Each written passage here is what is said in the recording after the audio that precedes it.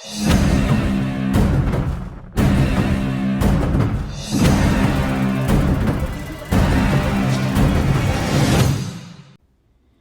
everyone, welcome back to another Vikings War of Clans video. It probably has been a while after the Kingdom's Battle Fury by the time this video is going to be released, but I wanted to make a video to provide 5 useful pointers on how to perform efficiently in the Kingdom's Battle Fury. So these 5 tips are what I would say are the biggest difference makers when it comes to Kingdom's Battle Fury, and if all are done efficiently, they could guarantee a seat in the first place for your kingdom. Here at Aggro, we're 14-0 when it comes to Kingdom's Battle Fury, and we've secured first place in all our matchups so far. Tip number 1. This tip is extremely important, and it may be trivial, but this is the difference maker when it comes to fighting. Set your favorites. It cannot be specified how important it is to have your favorite boosts made. If you do not have a list of your favorite boosts, you would be spending valuable time activating boosts one by one when everyone else is waiting for you to join an onslaught. The order in which you have the boosts set is preference-based. Since I join and set onslaughts myself, too, from time to time, my setup will be different. So set yours in a way that it will help you the most. Tip number 2, the hero sets. Again, one of the very important functionalities that may be looked over from time to time are the hero sets. The game has made it extremely easy to unlock sets, so it's very important to take advantage of this and build sets that help you. One disclaimer here again, in my opinion, having multiple troop types after the gear update is extremely wasteful. My suggestion would be to focus on the one fighting troop type that your clan needs, and then upgrading the gears for that specific troop type first, before working on your other troops. Okay, so let's take a look at my sets. So for me, the order of importance is POP, Place of Power sets, and I have them at the top where I can access them easily.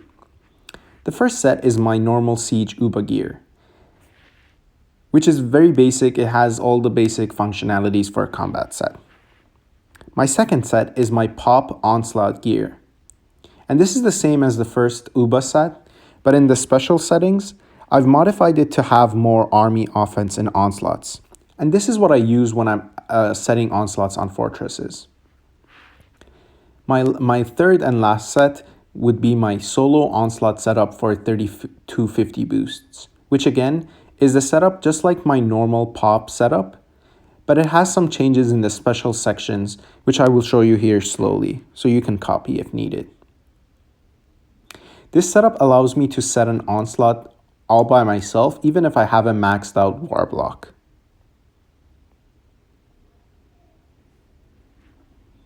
Since my focus for this video is to specifically cover the Fury battles and tower fights, I will skip over the other combat sets for now. They may be a subject for a later video.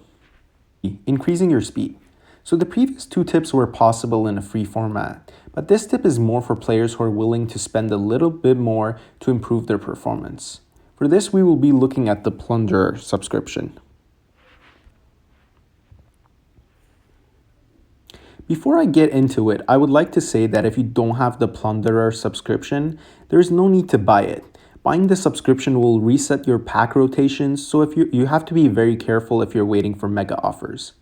The reason I've decided to include this as my third tip is because with this subscription, you have a massive speed advantage. Along with this, you will be able to farm more resources from the towers, which to some extent can cover costs for troop losses.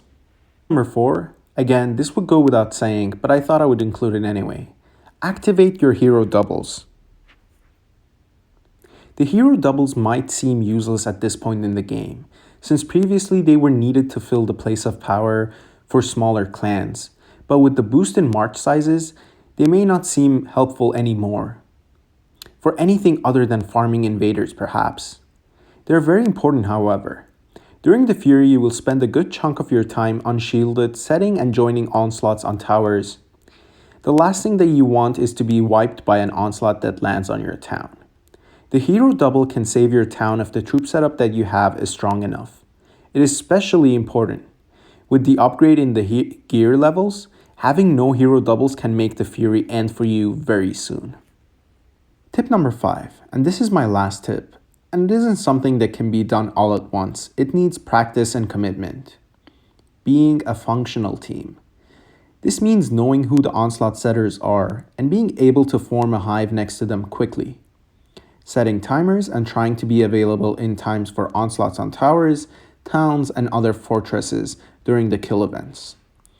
Having a chart of phases that has passed to try and keep track of what's coming up next. And most importantly, being inclusive of everyone and trying your best to enjoy the game. Furies is an event that can easily become infuriating. Perhaps there was no space in an onslaught, or someone joined the onslaught in the wrong setup. And the inevitable blue circles of death, which are extremely annoying and you can't see the towers for some time, so people can get frustrated really easily. These are things that can happen at every stage of the game for everyone. It is important to maintain the levels of friendship that exists and to build on what has already been established. There is no reason to fret over small matters. Once the teams have been able to achieve this, then winning events can become an easy habit. I hope that these 5 general Fury tips have been helpful to you. Making a list of 5 is extremely difficult since there's much more than these 5 points that can be included. But these 5 are what I find generally helpful to myself. Thank you for watching, and I'll catch you in the next one. Peace.